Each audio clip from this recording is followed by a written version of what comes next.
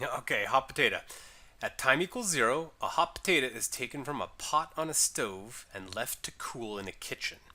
The internal temperature of the potato is 91 degrees Celsius at time equals 0, and the temperature is greater than 27 degrees at all times. So the internal temperature of the potato at time t can be modeled by a function that satisfies a differential equation that is provided right here. So the being taken out at 91 degrees, that's this initial condition of h of 0 equals 91. So first part of the problem is to write an equation for the line tangent to the graph at time equals 0, and then to use it to predict the temperature at time equals 3. So we need to figure out what, at time equals 0, what is the point that's on the graph that's already provided. That's 0, 91 is the point on the model. But now we need to figure out what is the slope of the tangent line. The slope of the tangent line is given by the derivative, so dh dt. So notice that if we take dh dt and we evaluate that at time equals 0, we end up getting negative 1/4 multiplied by h of 0, which was 91, minus 27. Right, 91 minus 27, oh, they are going to make me do a little bit of work. Let's see, 91 minus 30 would be 61, plus 3 is 64, and then 64 divided by 4 is 16. So I'm getting negative 16. So the model now would be h of t equals, will be approximately equal to its linear approximation, which would be its temperature at time 0, which is 91, minus 16 times t minus 0, right? The temperature change from 0. Okay, so our h of t, in other words, is h of t, which is our approximation to h of t is going to be 91 minus 16t. Yay! Okay, the problem asks us to use this to estimate the temperature at time equals 3, so that just means h of 3. So h of 3 is approximately equal to 91 minus 16 times 3, 91 minus 48, let's see, 40 would be 43 degrees Celsius. So we're seeing the temperature of the potato, internal temperature, being about 43 degrees Celsius at time equals 3.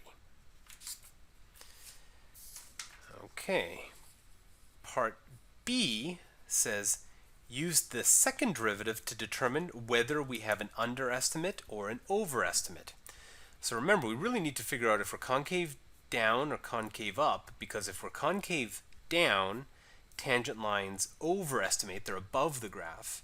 And if we're concave up, that means tangent lines underestimate. So that's really what this question's asking, is find the second derivative, tell me if that tells you if it's the tangent line was over or under.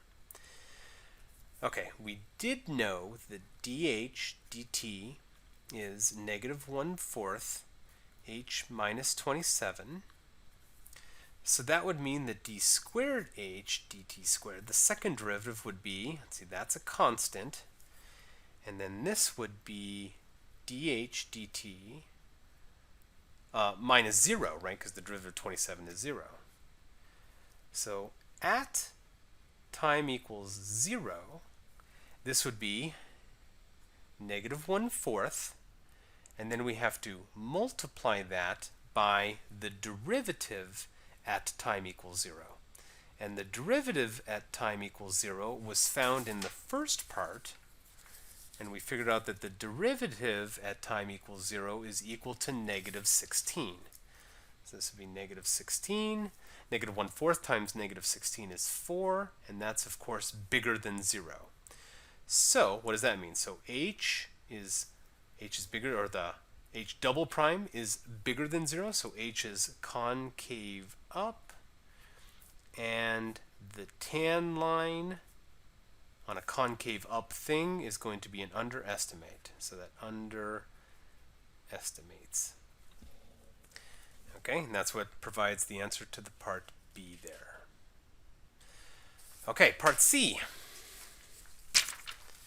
Last part, and this one's a bit of a mouthful too. It says, For T less than 0, an alternate model for the internal temperature is the function that satisfies this differential equation, where g of t is measured in degrees Celsius and still the same initial condition. Based on this model, what is the internal temperature, and then actually find the expression. So now we actually have to do the antiderivative. We have to separate our variables and try to solve this differential equation. So in part C, we'll start with dg dt equals negative g minus 27 to the 2/3. And so I guess in my first step, I will move the dt to this side, and I'll move my expression to the left. So this would give me g minus 27 to the power of negative 2/3 with the dg is equal to the negative of the dt. Now, integrate both sides. The integral of something to the negative 2/3, the derivative of g minus 27 is just 1, right? 1. So I'm not going to have to worry about doing a substitution here. So I just need to antiderive something to the negative 2/3. So I'll add 1 to the exponent, which makes 1/3, and then divide by 1/3 to provide 3. And then over here, the antiderivative of negative dt is just going to be a negative t, and that's where I'll insert my constant, right? So remember, the constant is found by using the initial condition. So I'll go back and use the 0,91 to figure out if I can see what c is. So I know that the g of t is supposed to be 91 at the time instant when t equals 0. So that's going to actually just straight up give me my constant if I can solve this. So 91 minus 27 would be 61 plus 3 is 64. 64's cube root is 4, and 4 times 3 is 12. So my constant is 12.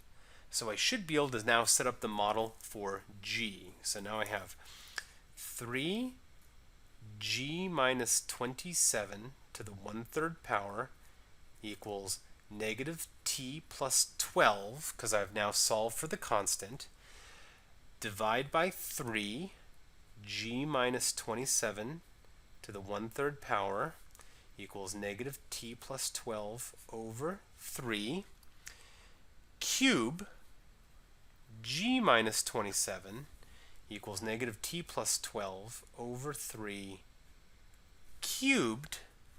And then finally, in the last step, I'll say g of t is negative t plus 12 over 3 quantity cubed plus the 27. And that provides me the model. Last part of the problem asked me to use this to figure out the internal temperature at time equals 3. So I'm just simply going to plug in 3. G of 3 is negative 3 plus 12 is 9 divided by 3 cubed plus 27.